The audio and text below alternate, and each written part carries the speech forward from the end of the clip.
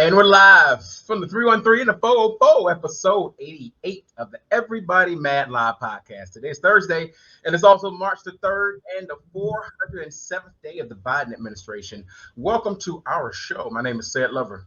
What's happening? I'm Kenya Kabeen. Join in on the conversation. Leave your comments in the chat. You can join us on video by hitting that link that you see up under the screen right there. And wherever you're watching, make sure that you hit that like and subscribe and share button. We're on Facebook right now. Big ups again to everybody on Facebook rocking with us. We got a lot of people that's checking us out through Facebook. Auntie Betty. Aunt Betty, all the way up in Antioch, Illinois, checking us out. So shouts out to her. Also, shouts out to everybody that's checking us out on YouTube. And of course, we are available where you can stream all podcasts. So all podcast platforms, you can find us. Apple, iHeart. We're all over the place. Sam, bro, what's happening up in Detroit, man? You been having a good week? Yeah, just always busy. That's the thing. I guess that's the way I survive. Like a shark always kind of stays in motion in the ocean, even when they're kind of at an idle point or whatever, always kind of moving. That's me. If I ain't doing something, it feel like I ain't doing nothing. You know what I'm saying? So I always got my hands in about 5 different things, overwhelming myself, but all good at that same point. But ready to actually come back. This is a new month. It's March, Black History March. Because we celebrate Black History Month every day, so it's Black History March. Yeah, and definitely for me at the museum as well. My family's coming in town in a couple of weeks for the first time in Detroit, so I'm kind of getting situated for them to see a little bit of Detroit for the thing. So just got a lot of stuff going on, but what's going on in the A? Which man, there's a lot going on in the A, of course. Again, want to send a rest in peace shout out to Gig Elliott and the family and friends of Gig Elliott, one of my real good buddies I went to high school with. So preparing for the funeral for that tomorrow. Bruh, I've been immersed in a couple of major work projects. I'll be able to talk about that later on. So I've really been focused on work for the past couple of days. But other than that, though, bro, everything is really going well, man. I'm super excited about today's show because we got one of my homies from Savannah, Georgia. He's our special guest. He's a filmmaker who has a dope documentary that's out right now on Amazon. Filmmaker Beenie R. Mitchell III. He's going to be with us to talk about his new project.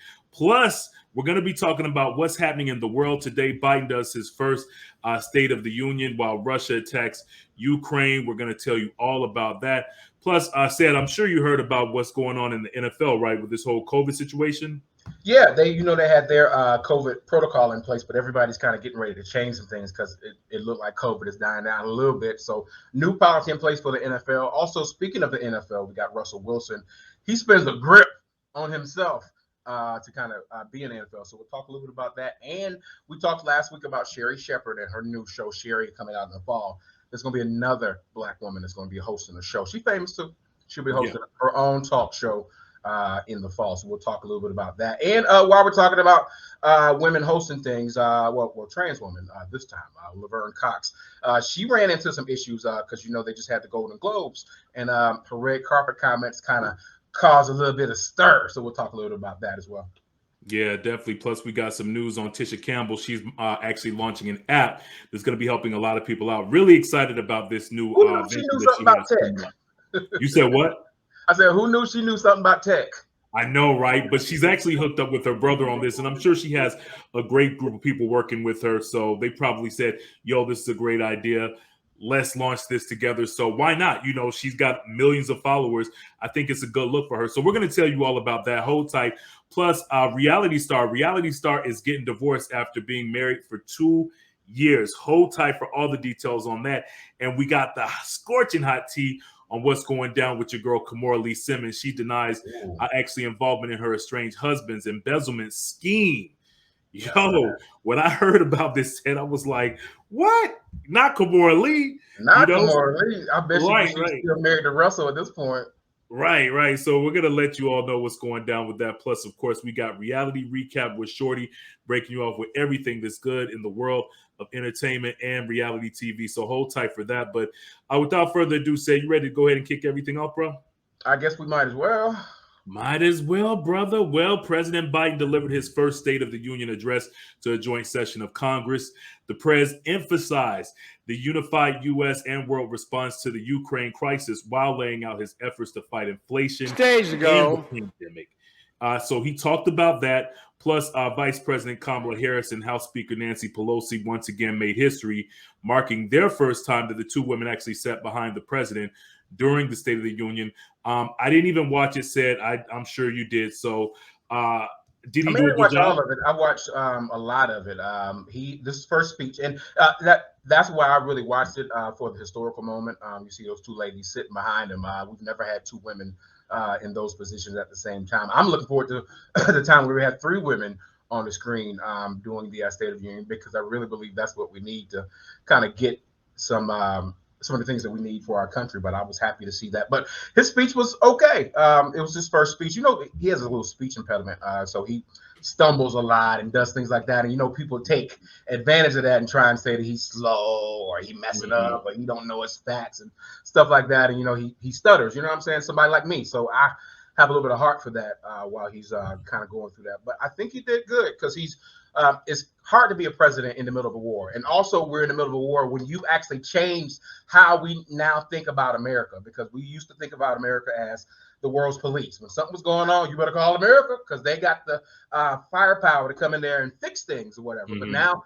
since he removed us from Afghanistan, so we're not doing all these foreign wars with our soldiers, you know, we're now at a different standpoint. And that's why a lot of people are actually saying, you know what, that's probably why Putin decided to go into Ukraine right now, because he saw that we left Afghanistan after 20 years and said that we didn't want to be in any more of these wars any longer. So, and I know we're talking a little bit about Ukraine in a second. Yeah. But I think it's important, too, about the stuff that he's talking about. And he got a chance to talk about some of the things that are going on, because the media doesn't really talk about some of the achievements. If it happens, they just move on to what's bad, because that's what sells. So he talked a little bit about the pandemic stuff that's going on, and a little bit about the inflation and how we're going to start attacking things from an economical standpoint. So I think he did okay as well as he could have done given the circumstances that we're in now. All right, cool. Well, you all let us know your thoughts on how the president did with his State of the Union address that went down this past week. Well, in other news, you know, everybody's talking about Russia and the Ukraine. You know, since this whole invasion jumped off, which actually happened February 24th, thousands of Ukrainians, both civilians and troops, have been killed. On Wednesday, Ukrainian emergency services said that more than 2,000 Ukrainian civilians actually died since the Russian invasion began on February 24th. You know, it's really sad too. I think, you know, we're talking about, you know, inflation and, you know, what's going to happen to us. But at the end of the day, people are losing their lives. You know, we can't forget about this. It's a war and people are dying. People are losing their lives. So definitely, you know, it's just, I couldn't even imagine like living through all that. And it's really sad. And I think sometimes we tend to lose sight. We're so concerned about, you know, and rightfully so, you know, like what's going to happen to America, gas and everything. But when it comes to people losing lives, I'm very sympathetic and compassionate. So, you know, our prayers are with people on that. And then there was a video that actually came out that was really sad this week of a father saying goodbye as he stays behind to fight Russia. He was actually saying goodbye to his daughter. I think we have a clip of that. Y'all check this out. No, I wasn't about to show that one, but yeah, I'll go ahead and show it. Hold on. It's kind of sad, you know what I'm saying? I don't know. I mean, because we don't have to. You all can Google it. You know how we can tell people to Google it, but they're doing it. Okay.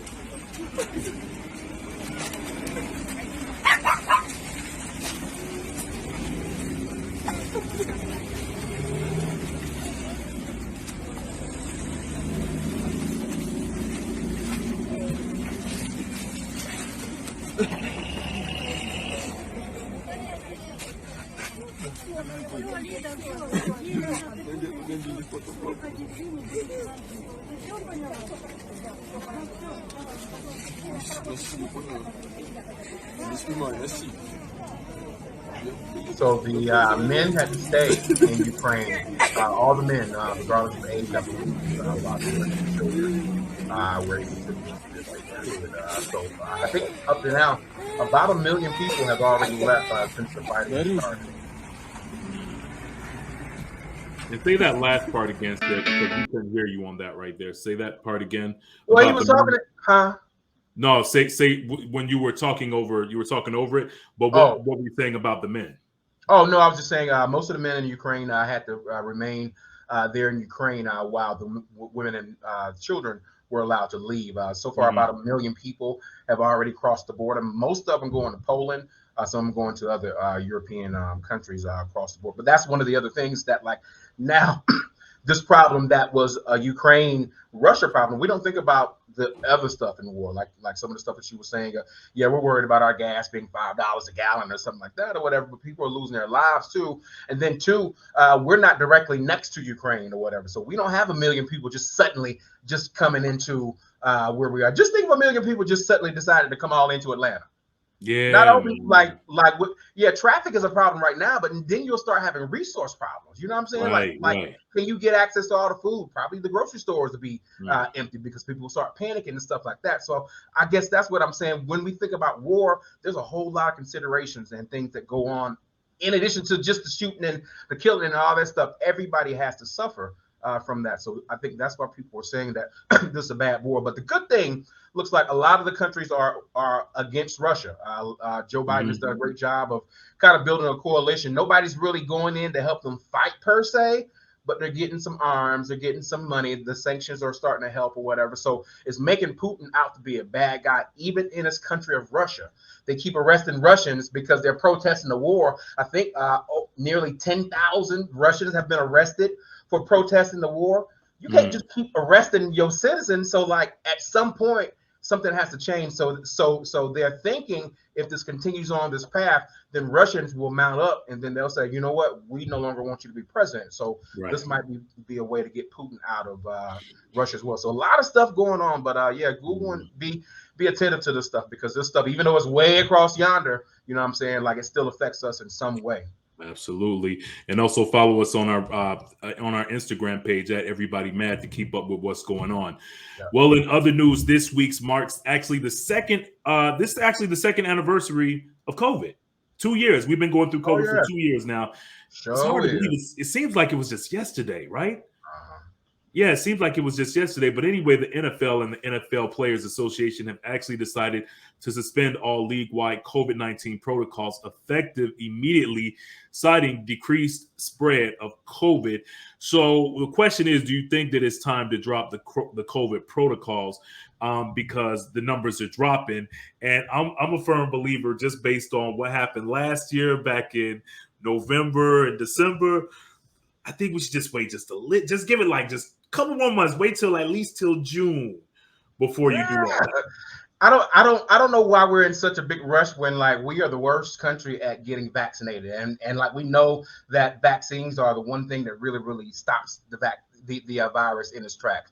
Mass help and things like that. But the best thing that we've shown is that if you have the vaccine, you have stronger ability to fight COVID and that sort of thing. And America's just so low as far as the countries who have access to the vaccine. Like we're among the worst. I think we're like number 50, and we're the first person to get the vaccine out to everybody. But like 49 other countries are better at the vaccine than us. And like you say, it's that like this is a novel virus. Novel means we don't know a damn thing about it. It's the first time going through it, so we don't know what's going to happen. So that's why they call it the novel coronavirus. So I'm with you. Like I don't understand why all this rushing to do things. Now with the NFL, they have to do things like daily, well not daily, but at least weekly testing and doing things like that. And I get that. Nobody wants to have a jab up their nose, especially if you've gotten the vaccine or whatever. So some of the measures were a little bit obtrusive, you know what I'm saying? Like it's a little bit too much because I got the vaccine and we know that works. Whatever. Why are you still testing me every single week and stuff like that? So I get that, but at the same time too, we still got a lot of people who aren't vaccinated and don't have much of a protection at all against COVID. So I think kind of doing quickly away with these masks, it's like we're in a rush. We're in a rush to do all these things with COVID when we really don't know. And that's my thing, is that if you rush towards something and something that you don't know about, you may be going backwards. Exactly. Right. And we're going to end up again, just like how we were back in November and December. And we're going to have to go back on lockdown again. And, you know, people aren't going to like that. So, you know, just know that like we're still in a pandemic. I tell people that all the time. However, I get it because it's kind of weird too. Said I tried to go, you know, like last time I got my vaccinated was last year. Tried to go get it, but they were saying, oh no, you're good, you're fine, because you're triple vaccinated. You have your booster, you have your 2 shots. I'm like, but I had my shot last year. Isn't it time for the re-up? Like it's another one, yeah. but the CDC, they're saying I'm fine. So I'm like, okay, I'm just reading and keeping my eyes open on everything. But it's still a pandemic. Again, here in the ATL, you would never know, man. Concerts are popping off. And my thing is like I guess why I'm being super, super cautious is because it's novel and we don't know about it. Yeah, you're like we're in a situation where most people will survive if they do catch it and stuff like that or whatever. But my thing is no one knows the residuals of COVID, what's on the back burner, and all these long haul COVID symptoms. People who still have COVID months after they've already kind of gotten negative tests and things like that, but they still have these long haul symptoms and stuff like that, like getting tired and lethargic and trouble breathing and all this stuff. Like that's the stuff that hits me more than even thinking about COVID. It's just that these long haul things, like I don't want to be 45 and be tired walking up the steps. Like that ain't it, bro. I'd be like that sometimes when I don't have COVID. I said that when I was coming up to do the podcast, walking up these stairs like, damn, I'm tired. I'm sweating. It's hot in here. Hey, it be like that. Hey, so, speaking of in shape and, exercising and all that kind of stuff, don't know if you all heard about this or not, but Seattle Seahawks quarterback Russell Wilson is in the news. He made headlines after he admitted that he spends a whopping $1 million a year on his body. The question is that too much? In my opinion, it's not too much for a millionaire like Russell Wilson. He got the money, so why not? Why not use the best trainers? Why not buy the best equipment? Why not, have the best chefs come in and cook meal prep for you and your wife, Sierra? So I get it. It's $1 million, and like he said, yeah, it's a lifestyle, so I don't think it's too much. Now, it's too much for me, but for somebody like Russell Wilson, it's money not. A little funny. Yeah, what do you think?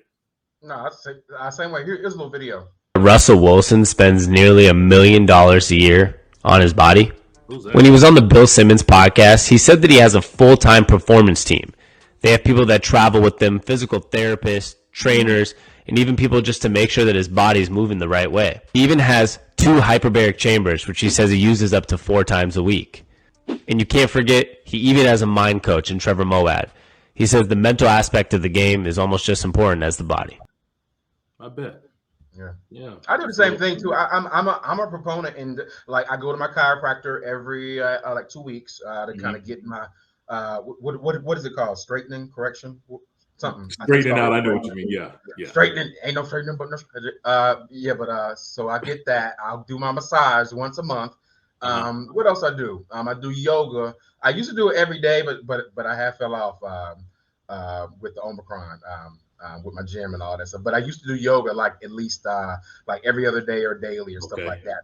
Just because the flexibility and like I tell you, I don't want to be like that old guy struggling with all the cranks and aches and pains and all that. Yeah, man. So I started my regimen just like that. Now I'm already 45, almost. I'll be 45 next year, but Russell's trying to be the first quarterback to make it to 45 years old. Tom Brady was 44 when he retired this year. Right. So Russell wants to go all the way until he's 45 to beat Tom Brady.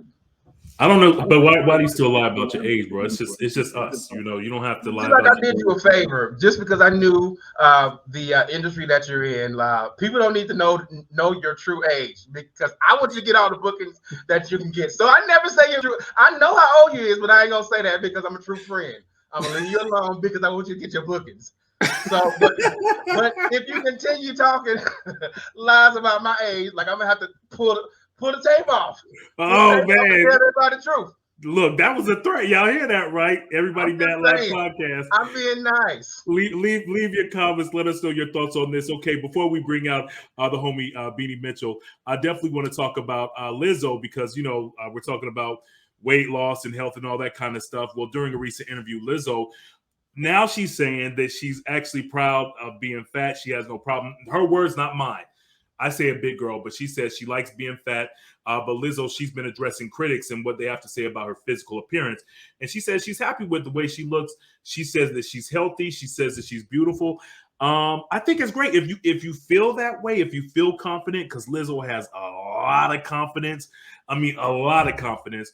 by all means, yo, do you? I'm happy for her, but don't straddle that fence when you put half-ass naked pictures of yourself online. But then when people start going in on you, you start crying and you start saying, "Oh, they're fat shaming me." Well, you put it out there. That's all I'm saying. What do you think about that, bro?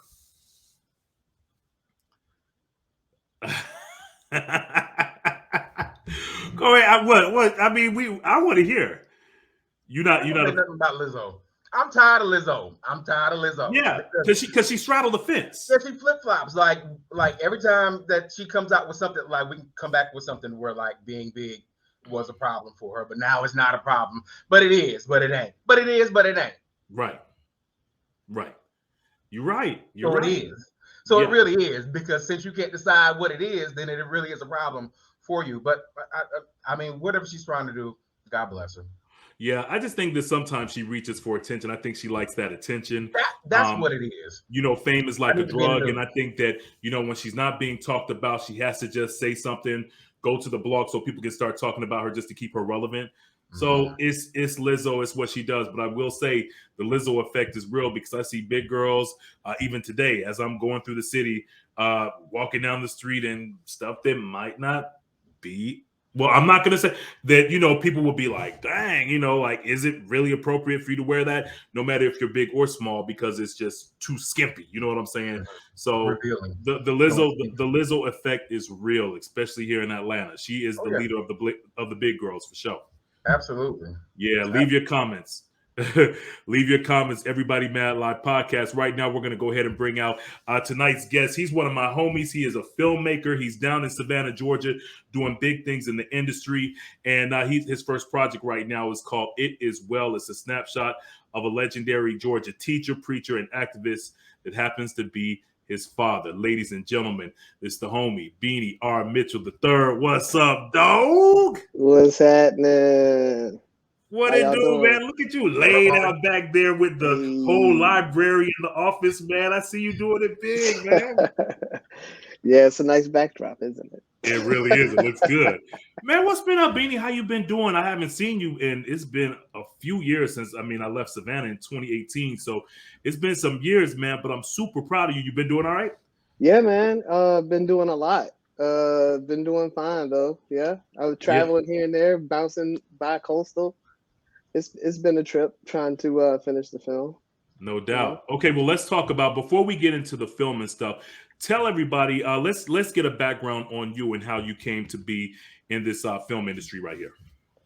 Okay, so before there was film, there was sound for me. That was my first love.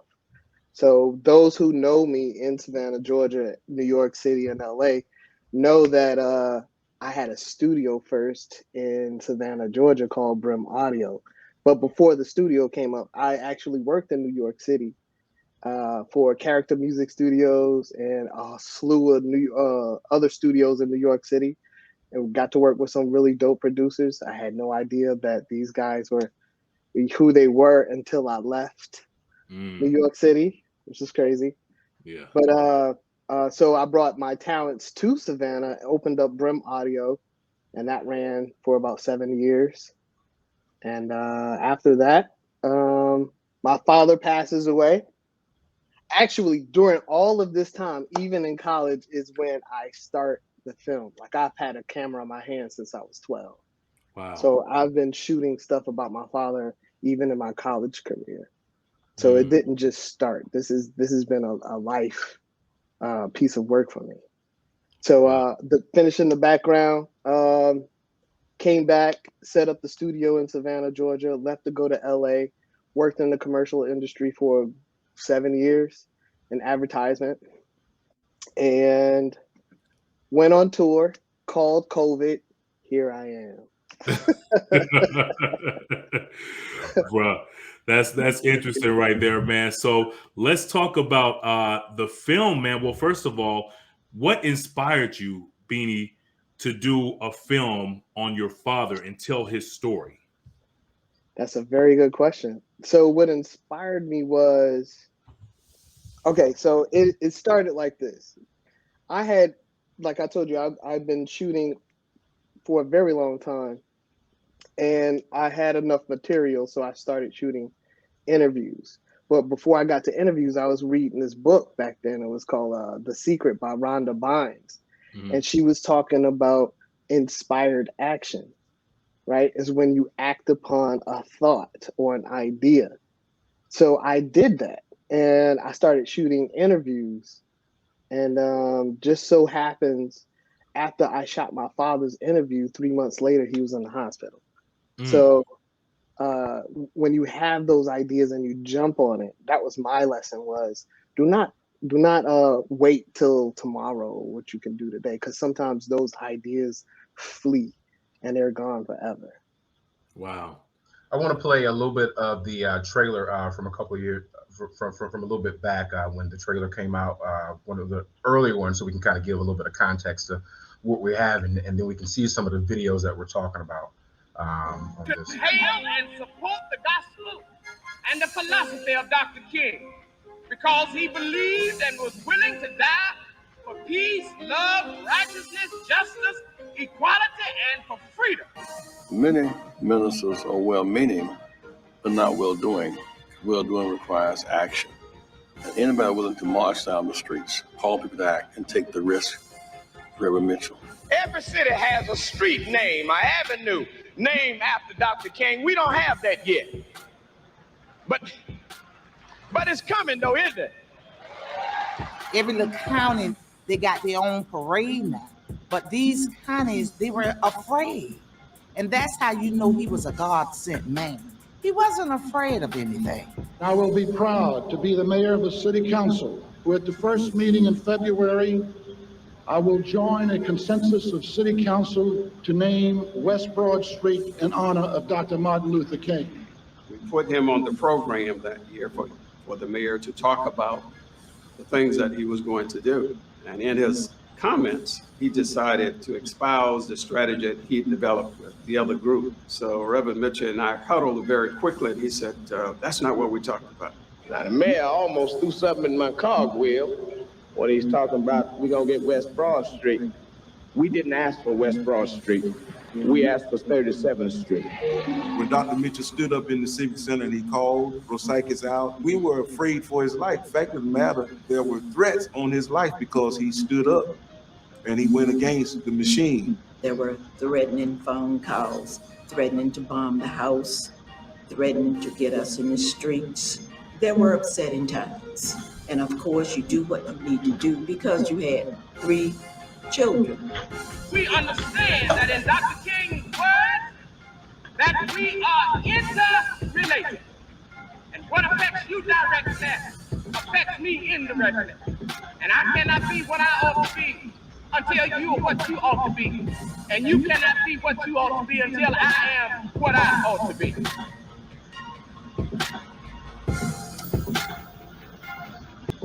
That was dope. So that was the trailer for it as well.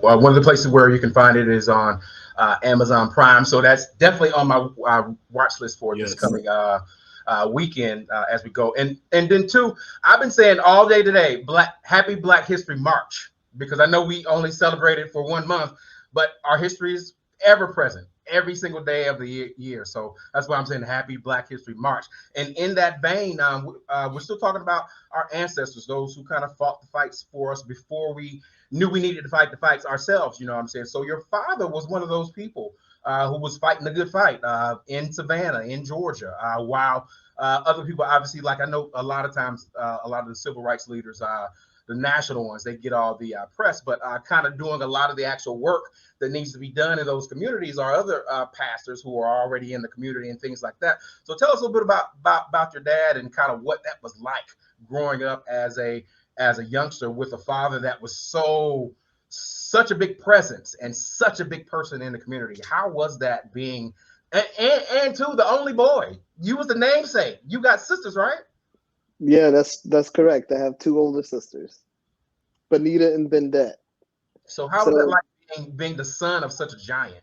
So it had its rewards, but also it had its pitfalls as well. Especially having his name. I explained in in the film how I went to school, and just I don't want to give it away, but they recognized my name. I had a white teacher. She recognized my name, and she said some very nasty things to me in my ear. So I'll let you watch the film. I was tell us grade. more. But, okay, it's in the film. It's in the film. Wow. But yeah, just going around town, and you really had to be careful on who you hung out with, what you did, everything like that. So it kind of had an old school vibe where if you did something wrong somewhere down the street and Sister Mamie Ross saw that you did it, by the time you got home, you got that second whooping. Yeah. It was almost like that. But after a while, people started making up stuff. And, you couldn't start, you start losing trust in the people. So you really got to be careful of what you're doing. So I had to watch myself. Same for my sisters. Wow. Let me ask you about living in Savannah and, you watching how Savannah's changed and the impact that your father has had on Savannah. As far as with racism, because, we don't shy away from race on this show. Race is, something that people need to, in my opinion, need to be talking about all the time because it's something that's real. How has Savannah changed, in your opinion? Man, I'm going to be honest with you. I haven't been in Savannah for a very long time. Mm-hmm. But I will say this. They are trying to they are gentrifying for sure. It's like a wave that happens every so often. Yeah. And they just plot on black people for their land, and it's just like, here it is. We're going to put a waterfront here. Oh, we'll give you something. There you go. Shut up. Yeah. But it's been in Savannah so I haven't seen a change other than the buildings. The politics is pretty much the same. Yeah. And I can't even really speak for the politics because my father was that guy. Yeah. He was the guy that people came to, and it was a different time and era at that time also. Mm-hmm. So, it's almost like money talks. I really can't say anything other than that. I mean, money talks. Wow. So if you were thinking about a theme for the documentary and that sort of thing, what are some of the overarching themes and things that we would see in the film that kind of inspire the people who are watching? So definitely one of the building blocks of this film was Black business. So we know we can be so much stronger if we agree to at least one thing. Yeah. Even if it's like even to be hear each other out and letting us voice our opinions. So we got to agree. We got to agree on some type of order, right? Yeah. So that was one of the building blocks of the film, right? The other one was building the youth. Yeah, my dad loved the youth, and he made it so where they had their own choir. It built their self-esteem. They were praising God, learning their foundation, being overall good citizens. So that's what he trained for these kids to do. Yeah. And a lot of them actually are great citizens to this day. So it was building the youth. So the foundation is like build the youth, which is building tomorrow. So he was definitely into that. The other thing was politics. He's definitely into the political arena when it came to Savannah, Georgia. And he always said he wanted to be a lawyer, but he was called to be a preacher. So if you look at some of his mannerisms and the way that he would handle situations, he did it very tactfully, almost like a lawyer. So, wow. So those are the building blocks. Wow. Here right now with Beenie R. Mitchell. This is my buddy right here representing Savannah, Georgia, and all over the world doing great things. Let me ask you something with getting this film made about your father. Did you have to jump through a lot of hoops? Well, I guess the question would pretty much be to the inspiring filmmakers and people that are trying to go into documentaries. What would you recommend that they do? Because I mean, like this was such a fascinating story for you to like just be able to have your father's legacy put out there, because a lot of people don't get that opportunity. So for you, how was that process? That process was I went into it almost feeling like it was a sorry. Exactly. No, I exactly. That's the way I felt about it. Just like that, which would be, it was a duty. You know, I had the opportunity. First of all, it was no coincidence. I went to film school, made records. Yeah. Professionally, it was nothing, and I had all of this B-roll that my dad protected, right? And it was nothing. I felt if I didn't make this film, I would regret it for the rest of my life. It was just there. And, you know, although I'm getting support now, and let me tell you, leadership matters. I'm getting some support now from the church, but when my father died, I didn't get much support on making this film other than individuals like Kim Coney, the Parham family. They gave me support when they could when it came to fundraising. But I didn't get much support for making this film, and I felt like I needed to make it yesterday. So I did the bold thing, which a lot of people do, is take every piece of money that they've ever earned and bet on themselves. Yeah. And that's what I did. You know, like, am I feeling it? Sure. Yeah. You know, but, you know, this was an opportunity that I couldn't let go. And like said earlier, I owe this to my ancestors. I owed it to them because I am in a position to do so. I had all the material, and it was no coincidence I went to film school. Yeah. No doubt. There you have it. That's dope. That's dope. Beanie Mitchell with us. Oh, right now, go ahead, Seth.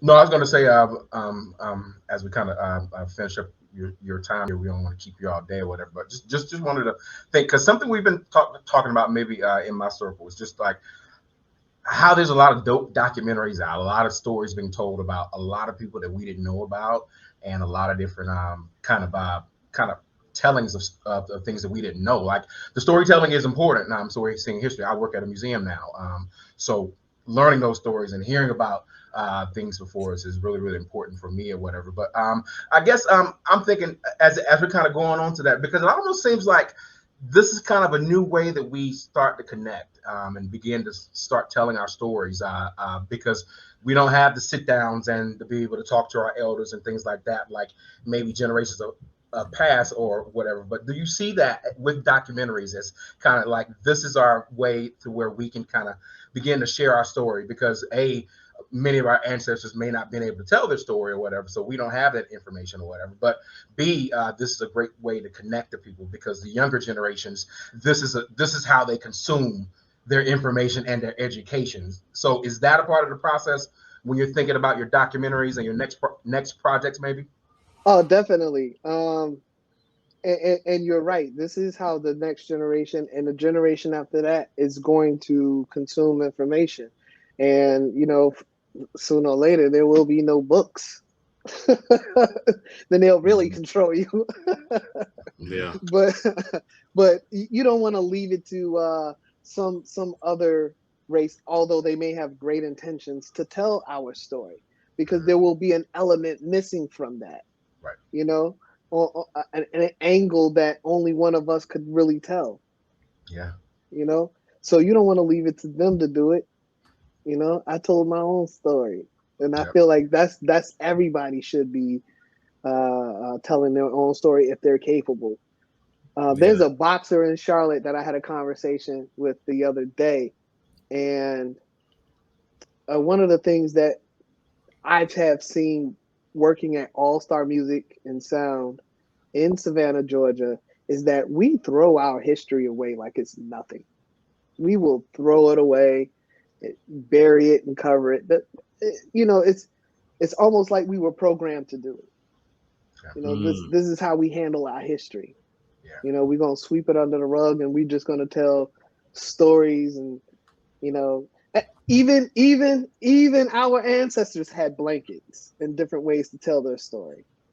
So, but as of now, it's just like all of the media. I guess we just didn't know what to do with it, with the tapes and everything like that. We were just ready to throw it away, give somebody else the credit, or omit what you want to happen. Mm-hmm. You know, so me telling the story, it's a true story. It's a family story. It's my father's story. And quiet as kept, I am actually in process of doing the documentary in a narrative format because I want to tell some of those stories that I could not tell in the documentary. Those little intricate stories that happen, and also those things that are memories I can recreate. So so you can actually feel like you're a part of it. So I'm looking for funding right now. So if anybody's looking to invest, here we go. Hey, no doubt. I'm not mad at that at all. Again, everyone, this is Beenie Mitchell III. Make sure you check out his new documentary that's on Netflix right now. The name of the documentary is called It Is Well, about his legendary father. Hey, Beenie, tell everybody, how can they get in contact with you, bro? I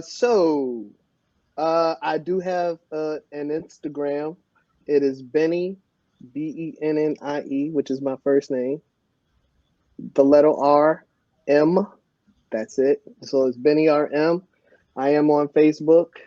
You can really Google It Is Well, Beenie Mitchell, and everything will pop up. Everything will pop up. It Is Well, Beenie Mitchell. I'm super proud of you, bro. Congratulations on everything that you're doing, man. I remember when we were running through the streets of Savannah and hitting clubs and stuff like that, but you're always a very positive brother, a stand-up guy, man. I'm super proud of you, bro. Thank you, Kenya. Let me tell you, man, I appreciate you for allowing me to come on here and as well as said, thank you very much for allowing me to come on here and display my hard work. I've really worked hard for this, and it's almost like a breath of fresh air, but I'm looking for more PR. So if anybody that's a student out there, reach out to me. I got some content for you. So thank you very much again. Appreciate you, bro. Definitely. Again, everyone, this is my boy, B. Mitchell. Brother, stay blessed, man, and everything that you're doing. We're going to talk to you soon, okay? Peace. All right, take care. That was dope. That was dope, man. That was really dope. I love it. We had a comment I forgot to put on from Kabeen, your cousin, building the future with the youth and involved in tech and politics and business having a voice. I think those are some dope kind of things to talk about because we don't talk about ways in which we can enrich the community. And I love, and I worked in a church for like 11 years or whatever. And that was kind of like the same sort of building blocks that my church used to grow the ministry. Is like, you got to focus on the people, show them a little bit about, you got to focus on the kids, have something for the kids to know so that they can have dreams and so that they can be inspired to do something, not only for themselves, but ultimately for the community. Like start with those kids.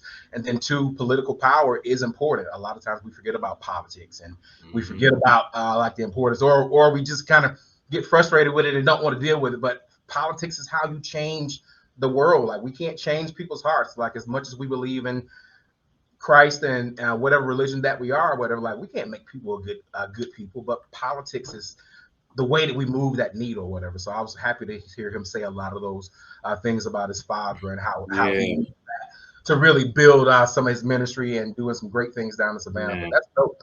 Definitely a good documentary we'll be checking out this weekend. I'm checking out the documentary tonight, so I suggest you all do the same. And we got some more stories coming up, and of course, Shorty with the reality recap. Let's get back to entertainment news. The word is that Jennifer Hudson is getting her own daytime talk show this fall. The show is going to be called The Jennifer Hudson Show. It's going to be a 1-hour syndicated series that's going to be airing on Fox television stations throughout the country, produced by Warner Brothers. Are we excited or nah? I'm excited. I'm excited to see J Hud do her thing. It'll be great to see her personality because we just know her as a great singer. But like in interviews, she seems, great. I didn't know that she has a strong enough personality to pull off a talk show Does that make sense? Like, I'm not trying to be shitty or anything. She's fun. No, like she's fun. She has a personality. She did the Respect movie, so she was at the museum this past summer. And she's really quick on her feet.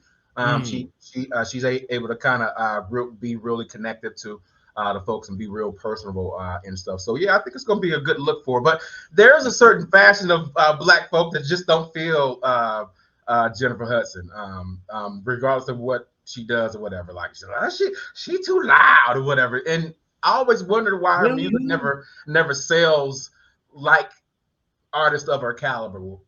I think what happened, honestly, is when she lost the weight. I think that kind of shifted people's idea, black folks' idea, like of J Hud and like this singer with this powerful voice and everything. I think when she lost the weight, then it was just like the music career didn't really like hit like she wanted it to hit for some reason.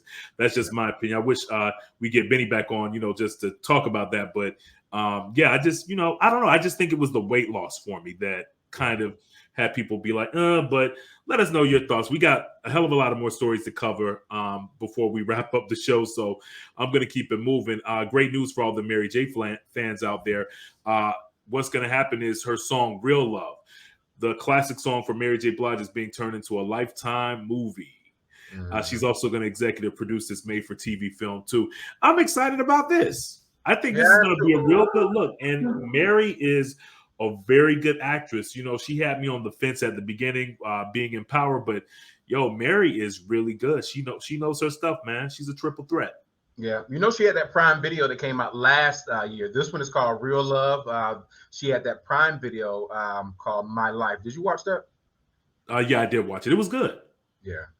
So this is cool. A little follow up, but yeah, I love that Mary's getting into TV because she ain't gonna sing forever, So it's good that she's kind of using that creativity in some other places. I love that she's kind of getting the little bug, got the acting bug, and kind of doing some executive producing now with that sort of thing. So yeah, I'm like, I've always been a Mary fan because I feel like she's older than me, but I do feel like when I was growing up, she was there. You know what I'm saying? Like she was always don't do it. Don't do it. Don't do it. No, I'm with you on that though. Mary, she's definitely an icon. And again, she's so relatable because she's like your homegirl. She's like the chick that's right around the corner that you could call up and be like, hey, we, playing cards and having drinks, come pull up, she's just such a down female, and she has not changed. Like, seems like, she's evolved, but she still the same old Mary, Mary do look like the type of black woman to be like, I don't really want to go, but let me go show my face. Yeah, she does. I'm gonna just go because this is what I'm supposed to do. I'm just show my face. Big ups to Mary J. Blige. Okay, so want to get everybody's opinion on this right here. You could comment in the chat. Actress Laverne Cox actually is reacting to backlash over mentioning Jada's entanglement during an interview with Will Smith. I want you all to see this, then we could talk about it. All right, hold on. Oh no, it's a video. Wait, look at Aunt Betty talking about she has never been a fan of mine. I know, I'm surprised at that. I don't know if we should put that up. Auntie, I don't want you to get canceled. Aunt Betty said she has never been a fan of mine. I can't put my finger on it as why. I think she was talking about Jennifer Hudson. Oh, okay. Yep, she was talking about Jennifer. Oh, okay. All right, Auntie. Yeah. Okay. Like sorry, this video is here. It is, and it was at the end of it. Yeah, that's interesting, Auntie. I agree with you on that, Auntie. Well, I like J Hub, but I don't know why she doesn't connect with black folks like Sid mentioned. I just think it's the weight loss. That's what I think. And it seems like after her mom and family didn't believe it. As an artist, that is devastating. So when I heard that they were watching it, that was like the worst 2 hours of my life. But they called immediately and they said that they both cried and they felt honored. And for me, it was everything. Thank you. We can't wait for more Red Table Talk and more entanglements. And no more entanglements. She was just being funny. I just think it was just a bad joke. A bad joke. It was just a bad joke. And then Will and Jada, they laughed too. They laughed at it. And everybody is like, "Oh, Laverne Cox needs to be canceled." I think this is what I think. I think people want to cancel her because she's transgender. Absolutely. That's my opinion. But I think that they're just like, "Oh, this is our chance to cancel Laverne Cox and everything," because everybody's all upset. But Will and Jada laughed. Like, it wasn't like let me tell you, if she would have said something that would have been out of line, out of pocket, Jada would have said something. Jada would have said something. She would have said something. But that's not the case. She didn't. So I just think that people are tripping. Yeah, I think so too. It wasn't even that serious. Yeah. So I think that y'all give it a rest with Laverne. She's not going to be canceled. All right. In other news, okay. So let me see. I lost my place there. Oh, okay. Delicious. Okay, so we all know that Delicious was actually married to exonerated Central Park member Raymond Santana, but he officially filed for divorce from Delicious this week, ending their 2-year marriage. They said that they actually separated back in November of last year, with Raymond claiming that their marriage is irretrievably broken with no hope of reconciliation. Delicious claims that he was a narcissist and a cheater. The couple got engaged back in 2019 and married the following year. And actually, Candy hooked them up here in Atlanta. They got a crib together out in Alpharetta. Oh, do they? Yeah, and I could see that maybe like the fame kind of changed him. He has all this money, of course, from the Central Park 5 settlement. He loses weight, looking much better. You know what I'm saying? Like, he's taking care of himself, and you got Delicious on your arm. So yeah, you smelling yourself, because now Atlanta's full of gold diggers and hoes, and trust and believe. I know that they were on him. So yeah, he don't look like that at all no more. See, now that's how he looks now. Oh, because he lost some weight. Okay. Yeah. Mm-hmm. Yeah. So well, he filed for divorce, not her. I know. That's what I'm like. So what's the deal with that? Yeah, I don't know. It's weird. See, but yeah, you're right. Delicious. Delicious. But I haven't talked to her in years because she's not been in the city. She's been doing some other kind of stuff. But yeah, I talked to her when she was doing some radio stuff or whatever. But yeah, we need to get her on the show, Sid. I know. See what's up with London Charles. She looked good though. She looked good. Yeah, I'm sad it didn't work out for them. It was always kind of weird to me is that like of all the men that Delicious has ever been connected to, I'm like, oh, that's the one you. Okay, well. Right. But I'm sorry it didn't work out. But I guess, yeah. It is what it is. It is what it is. Hey, well, I guess that's also the case with your girl, Wendy Williams. Her ex-husband, Kevin Hunter, right now is actually seeking big dollars from the Wendy Williams Show production company. Now, following the cancellation of the iconic daytime talk show, Kevin, who is the former executive producer and ex-husband of Wendy herself, has reportedly filed a lawsuit against the production company citing wrongful termination, and he's seeking a whopping $7 million in loss of wages and damages. Now, the lawsuit alleges that as an executive producer of the show, Kevin was actually contractually obligated to 10% of commission on revenues, and that some of his duties involved the creation of the show's brand, the look and the feel of the show, which is actually going to be kind of implemented into Sherry Shepherd's new show too, which I don't think they should do that. I don't think they are. I think that's it. Yeah, like I think the only thing that's going to be, to me, it's going to be similar. It's just a time slide, and then they're using the same production company that's producing the actual show or whatever. But yeah, I think it's going to be Sherry's show. So I think this lawsuit is just really frivolous and stupid. Yeah, it'll be interesting to see how this all goes down. Got a couple. You said what's that? I said, Kevin ain't got no talent at the end of the day. That was Wendy's show. That was Wendy's brand. That was Wendy's brain. Only thing she did was utilize her radio show and put a visual to it. So I can't give him credit for that. Right. And you're absolutely right. And then on top of that, he was just the husband. Wendy said, oh, well, since we're married, let me just give you a job and let's just have you have a paycheck coming in. So bam, you're the executive producer of the show. But trust and believe. And well, I can't say this. I had family that worked for the show. He wasn't doing anything but just being a menace behind the scenes, sexually harassing women and talking shit. You know what I'm saying? So it's like, and you worked with Kevin before. Yeah, you worked with Kevin before, said, so you know how he is. So like, it was that's just Wendy just being a good wife and saying, let me put my husband on, but he wasn't doing anything. Trust and believe. So I agree with you 100%. Leave your comments, everybody. Matt Live podcast. So, check this story out right here. After sharing a meme that included the use of the N-word and referenced hip hop rapper Chingy, Estee Lauder senior executive John Dempsey was actually told to leave the company. And this, like, he got fired. And this dude has been with Estee Lauder for 30 years. His annual salary is $10 million. But he posted this meme. I don't know if there's a picture of the meme or not. I'm trying to bring it up. But he apologized, but his cop out was a poor apology. He said that he didn't read the meme before posting it. Come on, bro, really? Yeah, that's stupid. Yeah. And then my thing is like, if I got $10 million, like I'm definitely not running around posting memes. Yeah, that's like, ain't nobody got time for that. There it is. Can you see it? Yeah, there it is. Yeah. So he posted this. My N-word Snuffy done got the Rona at a Chingy concert. It's not even funny though. It ain't funny, yeah, and like I'm trying to see if it's an inside joke or something inappropriate, but yeah, it ain't. Mm-mm. It's corny, but that's what his ass gets. And then on top of that, his apology was some BS too. So you know, about to lose your job.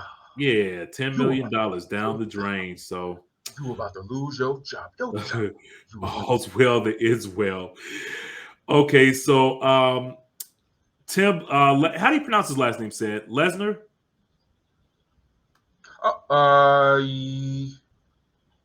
Sure, that works. Yeah, you know. Well, anyway, Tim Lesnar, this is the dude that actually used to be married to Kimora Lee Simmons. He actually admitted on stand that he actually faked his divorce from his previous wife to marry Kimora Lee Simmons.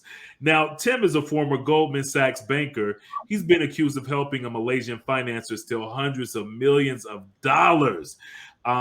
He has pleaded guilty to charges of money laundering and forfeiting $43.7 million. Now, he and Kimora, they're currently estranged, and they share a son together, Wolf Lee Lesnar. Lesnar and Kimora are facing a lawsuit from her previous husband, Russell Simmons. Now, Russell is suing them, claiming that the couple attempted to defraud the energy drink company that they all invested in called Celsius. Kimora's lawyers are denying that she played any role in helping him stash millions of stolen money.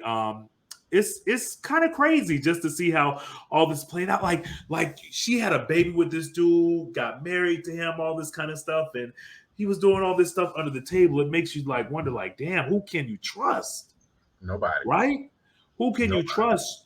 You had a baby with this dude. You know, Kimora's at the top of her game, so I bet she was like, yeah, you know, this is dude got all this money, but it's a lot of shadiness that goes on behind the scenes with these rich folks too. Don't get it twisted. But the other part about it is that sometimes you got to realize who people's character is when it's revealed to you. If the man lied about being married off the rip just to start a relationship with you or whatever, like it almost seems like that relationship is doomed from the beginning. If there's dishonesty going on in the front end, you know what I'm saying? Like you can't expect much from that relationship. So yeah, I guess she alright. I know, right?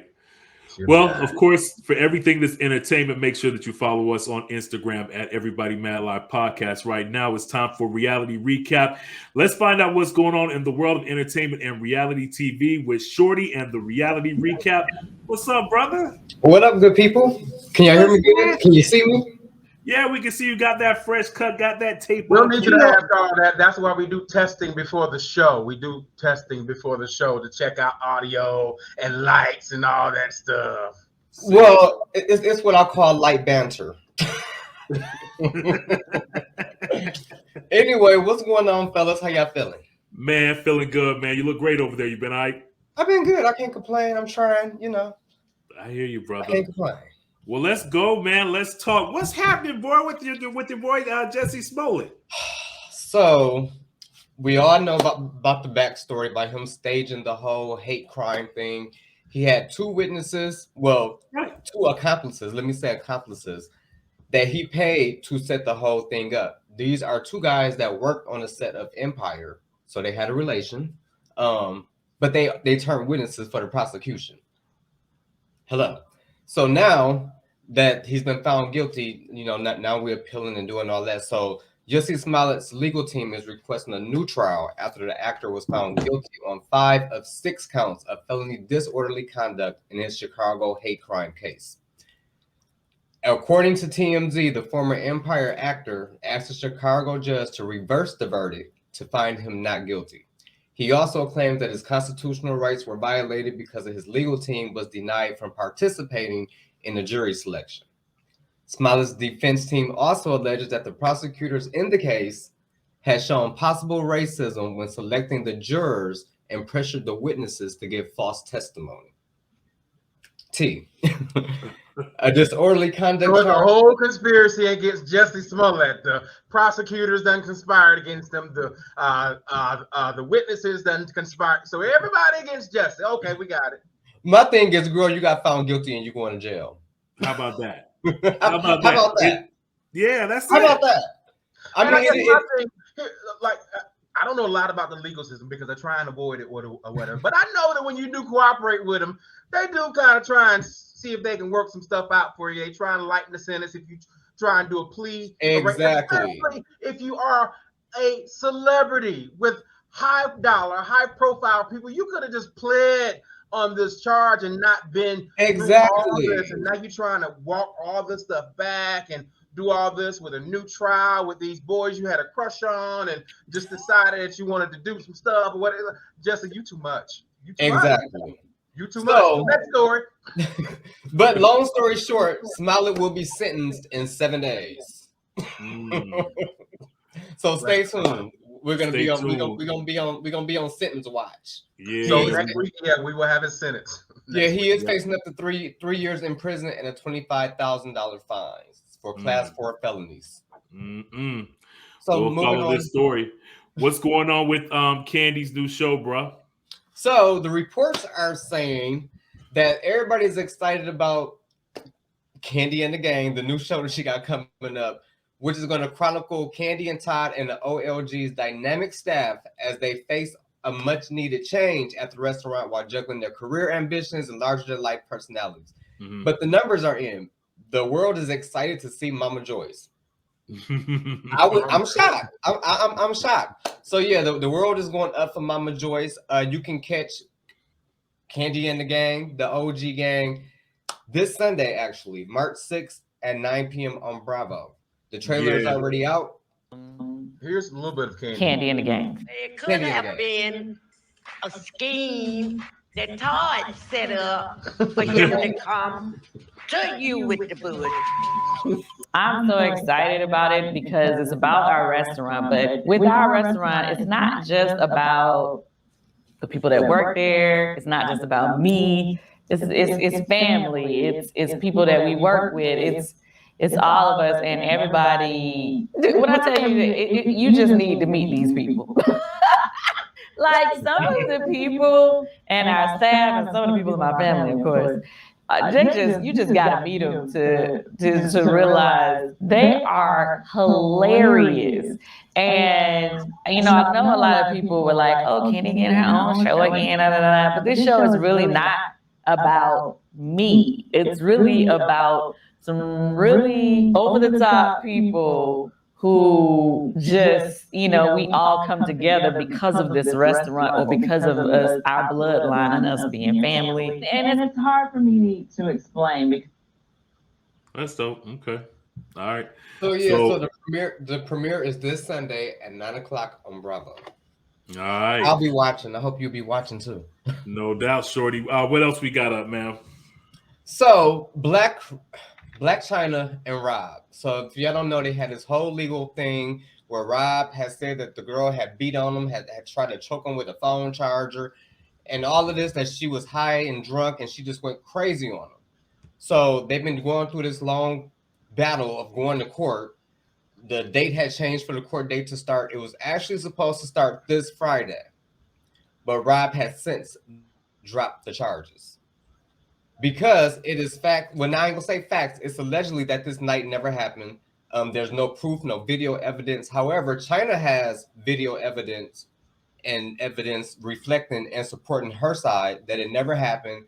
They was filming the Kardashian drama between Black China and reality show during the time, and they actually filmed him the day after this alleged night that she beat him up, and he had no scars.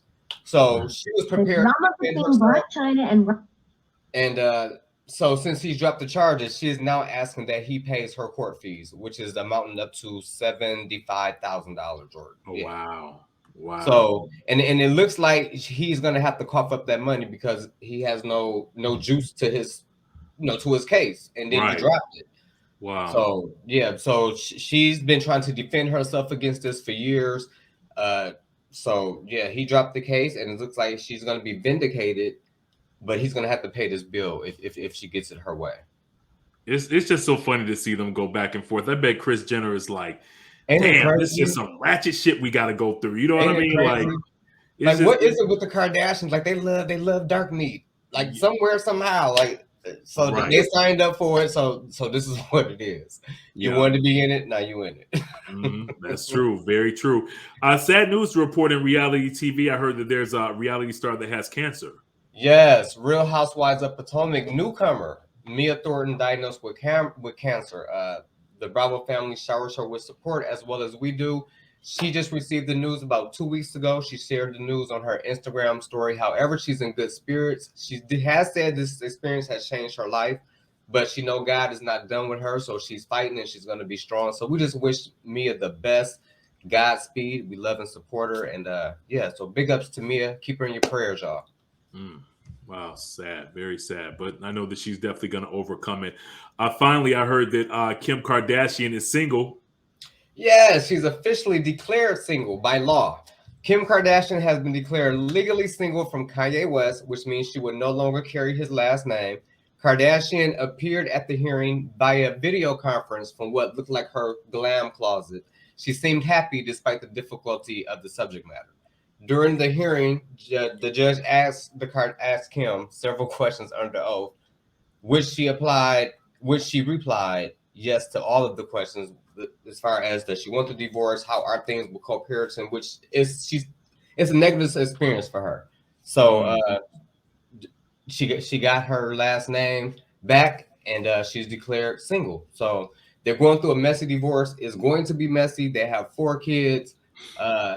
It's going to be messy, so stay tuned. And I mean, she married Kanye. Yeah, it's going to be messy. Like it's going to be messy.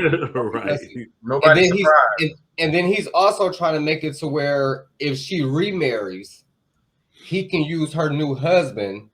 If they have any kind of disagreement with court cases and all that, he can actually use her new husband as his witness to get dirt on the conversation that they have intimately. So he kind of got Kim in the bind, but she's going through with this divorce. I think she just wants her freedom, and by any means necessary, she's gonna bite the bullet on a few things. But yeah, give her space, and so stay tuned. It's gonna be a messy divorce. All right, there it is. Reality recap with Shorty. Homeboy, what you been watching this week, man? What have I been watching? So I binge watched today, actually. Ladies Listing in Atlanta. Ladies Who List in Atlanta. Oh, that's the show? Yeah. I gotta watch it. It's on OWN. So it's been out, like all 10 episodes have aired, and I bypass it all the time. And I'm a reality show lover, but I bypassed it. But today I was like, let me sit down and watch it. And it's actually entertaining. Of course, it's drama filled.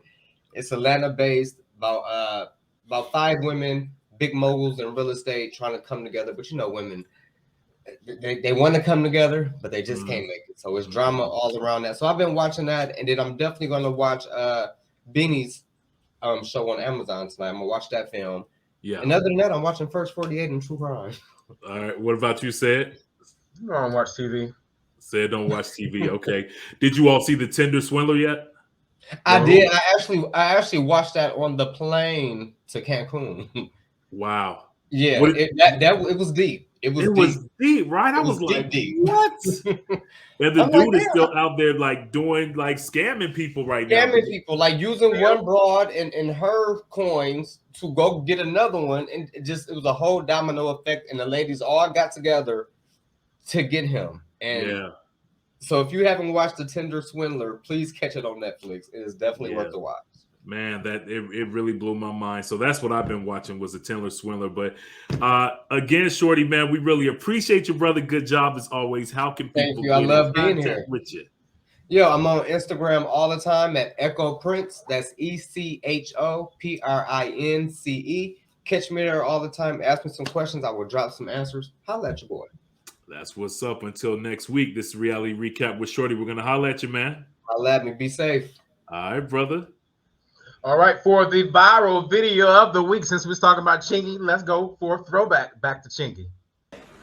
Up to the cerebrum brain, then you would know when Moses split the Red Sea and the water raised on this side and the water raised on this side, he put the staff in the middle, which is the spine, and the Kundalini energy is the Pingala, the masculine energy, and the Ida, the feminine energy, the electrical energy that goes up the chakras to ignite the pineal gland, which when Moses was at the top of the mountain, he spoke to a burning bush. If you know anything about your pineal gland, it's shaped like a burning bush. It's the light receptor that interacts with the universe that electricity comes down into, and you can talk to God. Said, what did I just watch? I remember that clip years ago, but it was like I didn't even have the attention span to watch it because it's like a whole bunch of BS. What was he talking about? I forgot, but it's just further about Chingy and allowing Chingy to have the floor of about anything. I actually forgot to play the video for his incident. Well, not the incident, but he actually was trying to help the man get his job back. Really? Yeah. Here's Chingy's video. What's up, y'all? Y'all want to know what I'm doing? Why everybody's gossiping, talking about I'm trending around the world over some stuff that I'm not even concerned about and that I didn't take to heart. That didn't mean much to me because I think it was just an honest mistake that the guy made. I just got off a military tour, and now guess what I'm doing? I'm hanging out with my daughter. No. While everybody around the world has my name in their mouth. You remember I mean, that ain't everybody's shit. They got your daddy's name in their mouth. And your daddy's just chilling with you. Yes, so give me the luscious. Give me the luscious. Come on, give me the luscious. Give me the luscious. See? Right, because daddy, you doing the most. She doing the most. She's always doing the most. Got my name in your mouth. But look, I want to say peace and love to Jay, is it Dempsey? Yeah, peace and love to that brother. I didn't take it no type of way. And hey, peace. So yeah, he was trying to help the man get his. I think the man done called Chingy because if you making $10 million a year, which is almost $1 million a month. So yeah, like he done said, like Chingy, you know what? You ain't releasing no albums. I'll give you $1 million if you tell them to. Yeah, that you forgive me that it was no big thing. You know what I'm saying? Like, and I can see that happening. Money talks. Money definitely talks. Don't be fooled, people. Keep your eyes open. That's what we do on Everybody Mad Live podcast. We really appreciate everybody checking us out. Shouts out to everybody in the comments. Of course, my cousin Antonio Cabine. What up, brother? Betty checking us out. Everybody that's always rocking with us. We really appreciate it. And again, shouts out to Benny Mitchell III. Make sure you check out his movie right now that is on Amazon Prime. The name of the movie is called It Is Well. It's a snapshot of his father. You all check that out, and we'll let you all know what's going down next week. Yeah, we got some new features on. Now we can play background music.